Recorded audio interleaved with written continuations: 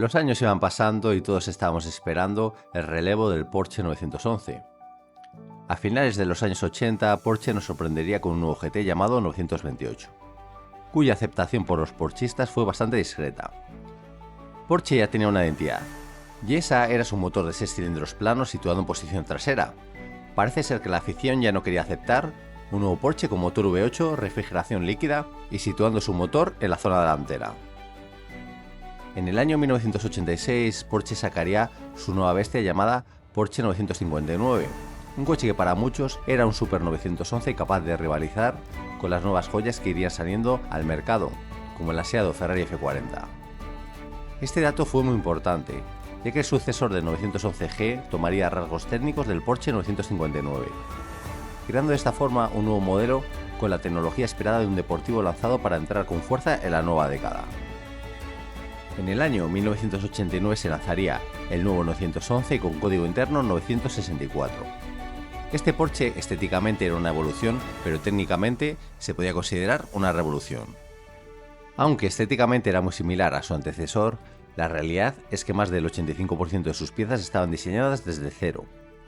Tal vez en su exterior la novedad más visible sería su alerón trasero retráctil, gracias al cual podíamos disfrutar contemplando su redondeada vista trasera desde parado, emergiendo a partir de 80 km por hora para aumentar de esta forma la carga aerodinámica sobre el eje trasero y a la vez mejorar la refrigeración del motor, que seguía siendo refrigerado por aire.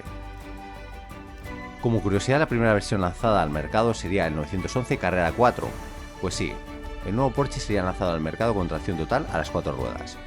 Con un sistema de tracción total similar al montado en el Porsche 959, la tracción integral usaba los sensores del ABS para determinar la distribución de potencia entre el eje delantero y el trasero. Normalmente esta distribución era del 31% delante y el 69% detrás, la cual podría variar en función de cada situación.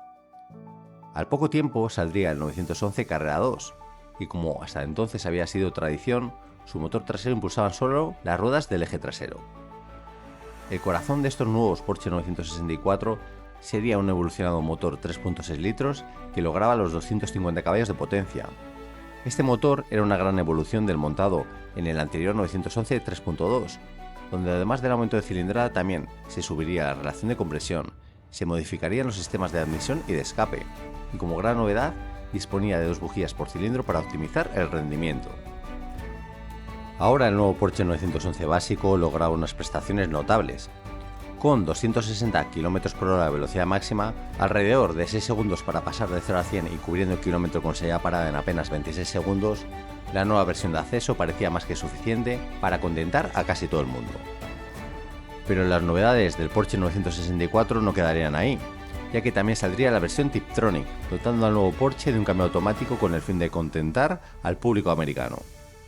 El 964 se ofrecía en 3 carrocerías, la Coupé, la Targa y la Cabriolet, por lo tanto, cualquiera podía elegir el nuevo 911 más acorde a sus necesidades. Este Porsche 964 desde el inicio fue un deportivo más maduro que el anterior 911G. Los frenos ABS se ofrecían de serie, también la dirección asistida. Se puede decir que inauguró una nueva era donde se juntaban el clasicismo estético con la tecnología esperada en un coche que tendría que convivir con la nueva década de los 90. Presentado en el Salón de Ginebra del año 1990, el nuevo 911 Turbo saldría con el motor 3.3 litros heredado de la versión turbo del anterior Porsche 930.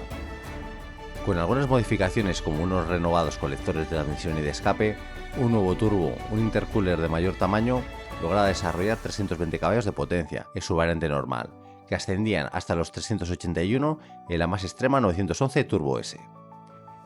De esta manera, el 911 Turbo más básico ya lograba alcanzar los 270 km por hora y, sobre todo, mejorando las aceleraciones respecto al Carrera de manera muy notable. Tal fue así que rebajaba en un segundo entero la aceleración 0 a 100, necesitando ahora solamente 5 segundos para cubrir este registro. De esta manera, el 911 Turbo con 320 caballos superaba notablemente en prestaciones a la última novedad de Ferrari, el 348. La berlineta italiana con 300 caballos reivindicaba la misma velocidad máxima, pero no se acercaba a las aceleraciones logradas por el 911 Turbo de similar potencia.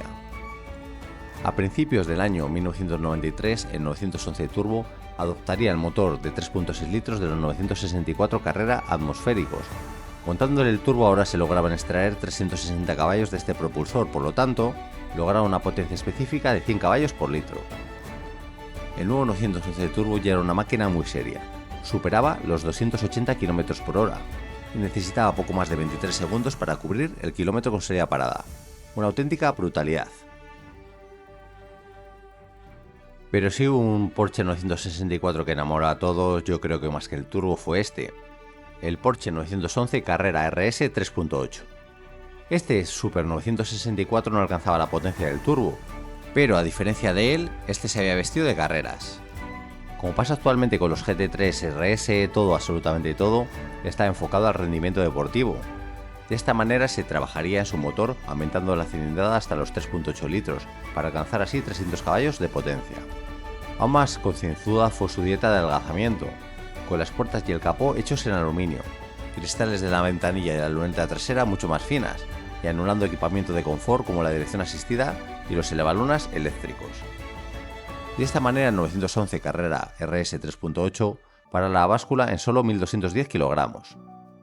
Con 260 kilos menos que mover que el 911 Turbo, su concepción era completamente diferente.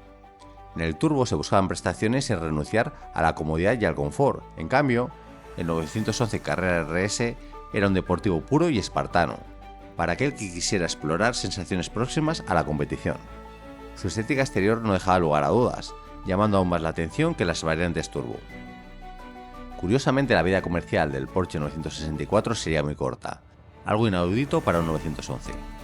Tras 63.762 unidades producidas en apenas 4 años, a finales del año 1993, el 964 daría relevo al nuevo Porsche 911, cuyo código interno sería 993. Y ahora llegamos a la cuarta generación de este mito, un coche que para muchos es el mejor representante del 911 y el más bello. El Porsche 993 suponía el final de un ciclo. Este nuevo Porsche 911 sería el último en adoptar una mecánica refrigerada por aire, algo que desde hacía décadas había sido una de sus señas de identidad.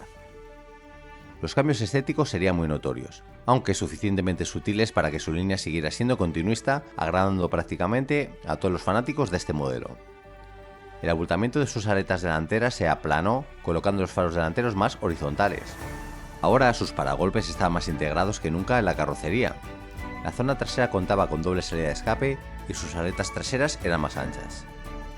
El Porsche 993 lograba un conjunto de formas más armonioso, donde cada pieza formaba parte de un conjunto que era más 911 que nunca.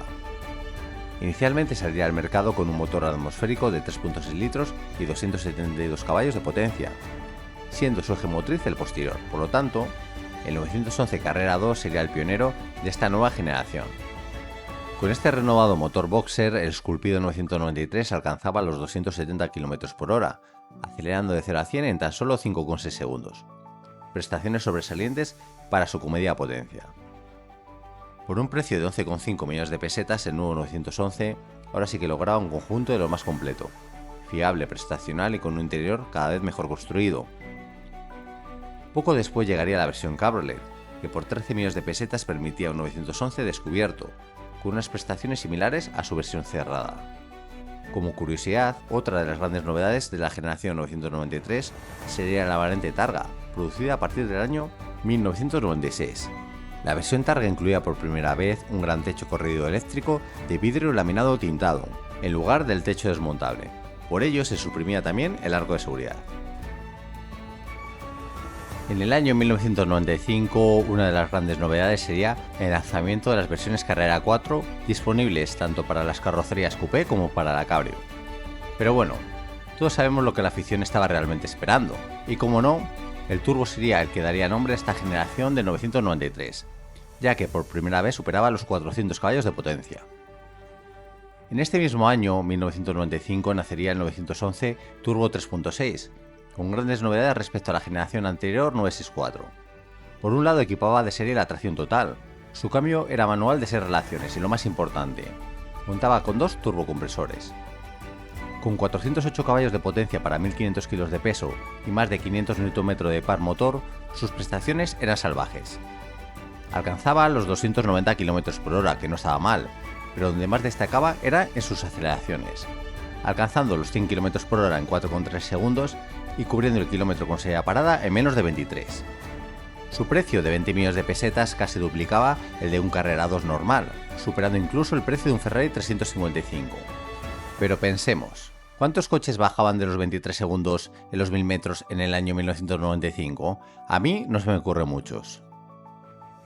A finales del año 1995 se presentaron unas mejoras en el propulsor atmosférico, incorporando el sistema de admisión Variocam. Con ello, los 993 Carrera pasaban a tener 285 caballos de potencia, mejorando ligeramente sus prestaciones. Poco después llegaría otra de las grandes novedades de esta generación, sus variantes S. El 911 Carrera S y 4S eran un 993 con los aditamentos estéticos del turbo, del que heredaban también sus frenos y suspensiones. De esta forma, Porsche daba la opción de gozar de un 911 con la estética más musculosa del turbo, pero con un precio mucho menor y un consumo más asumible. Al igual que en 964, el Porsche 993 también disfrutaría de su variante RS, cuya receta era idéntica: ofrecer sensaciones próximas a la competición. Pero a diferencia que con el 964, RS no serían las siglas que firmarían con letras de oro la zaga del 911-993. En este caso, 3 letras mágicas GT2 llegarían a la musculosa vista trasera del 911 para propulsar sus ruedas traseras y convertirlo en prácticamente un dragster. Tomando como base el motor del 911 Turbo, se sigue una receta que nunca falla: subir la potencia y disminuir el peso. Con unos nuevos turbos, una reprogramada gestión electrónica, intercooler de mayor tamaño, etc., se lograba extraer de su motor de 3.6 litros 430 caballos de potencia. Respecto al peso, se reemplazaron los cristales por unos más finos. Las puertas y el cofre se fabricaron en aluminio. Se eliminó el aire acondicionado junto con los elevadores eléctricos, pero tal vez lo más importante sería la eliminación de la tracción total, ya que el eje motriz del GT2 sería solamente el posterior. De esta forma, con 22 caballos más de potencia que el turbo y 205 kilos menos que mover, como no, las prestaciones mejoraron, siendo un deportivo que se codeaba con los 300 km por hora y bajaba de los 22 segundos en los 1000 metros con salida parada. Desde el año 1998 su potencia se elevó hasta los 450 caballos. Este Porsche 993 GT2 fue una absoluta rareza.